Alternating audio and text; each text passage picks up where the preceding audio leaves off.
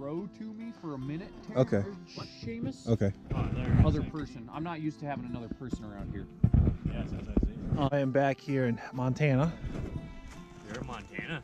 Yeah, I'm in Montana. Oh, first of all, welcome to the famous Shamus experience. If you guys don't know who that guy is, just go watch some of my sheep videos. He said I could throw some shingles for him, so here I am trying to expand my roofing career. Let's get it on.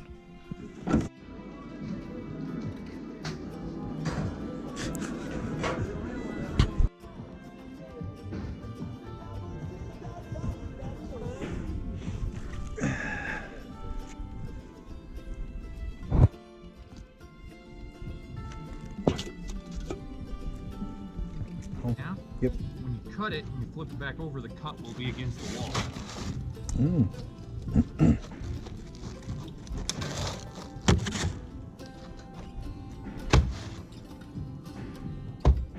Yep. I mean, it's warm, but I don't know if it's quite that warm.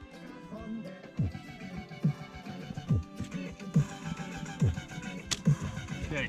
Let's, I can just be over there swearing to myself, you know what I mean? So, is there a reason why you don't roll it over? Because aren't we putting vented ribs? Yeah, that is the true reason where we don't roll it over. We're cutting this ridge open, Yep. and we're venting through the crack in the top of the ridge. And so instead of like having vent cans, turtle vents. Yeah. Yeah, we don't like vent turtles. This Turtles, save a turtle. this sheeting is cut open. It's held back. Yeah. So like if we cut the paper out, there will be a hole into the house, into Yeah. the attic space, and then we got a perforated vent roll that will go over Oh, it. yeah. I don't see any vents. Yeah. Okay. And that's why we're doing vented ridge, Okay. and so we're not putting cans on, and so that's the main reason not to roll over. You don't Yeah. want the shingle to cover the vent. Yeah. But just in general, even if I was doing cans, I don't roll over. And Okay. the only reason I'd leave one rolled over is if I thought it was going to rain that night, and maybe the ridge was, I thought I'd maybe get under or something. I'd just leave it rolled over for the night. But I always cut them back because your capsule's still going to cover. They're probably going to lay fine rolling over the top of the plywood. Yep. And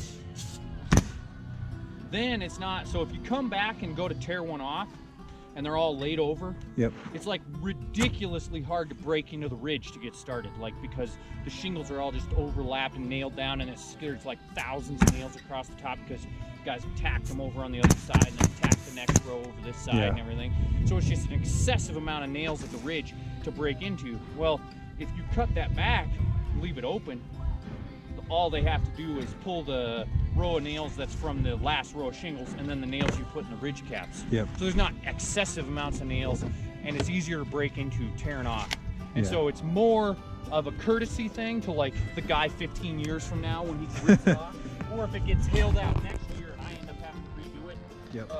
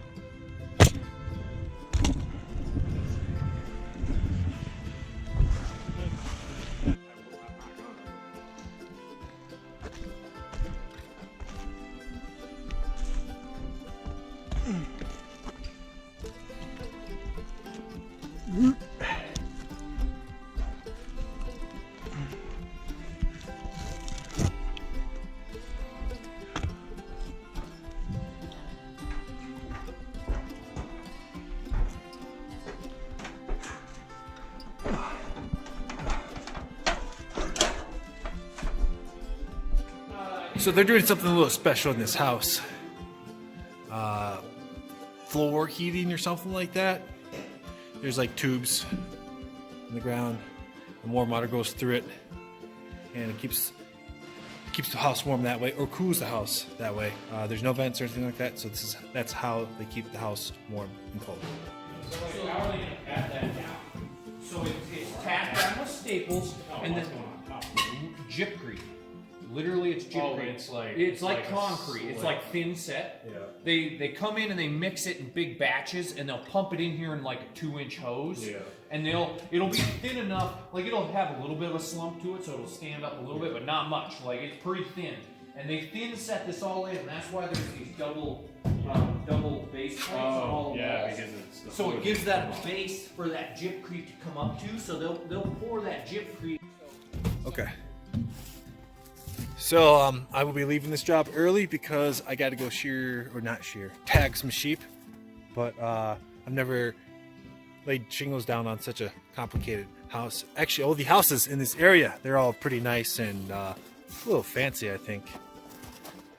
There's that house. That looks nice. That house looks pretty nice too. And I zoom on that baby. There we go. In that house, it's currently being constructed. And then there's a house up on top of the hill. And and then there's that house. Pretty nice. There's just a lot of nice houses in this area with really sophisticated roofs. Well, anyways, if you like that video, please like it and subscribe to my channel, because I don't think I'm going to be stopping roofing anytime soon.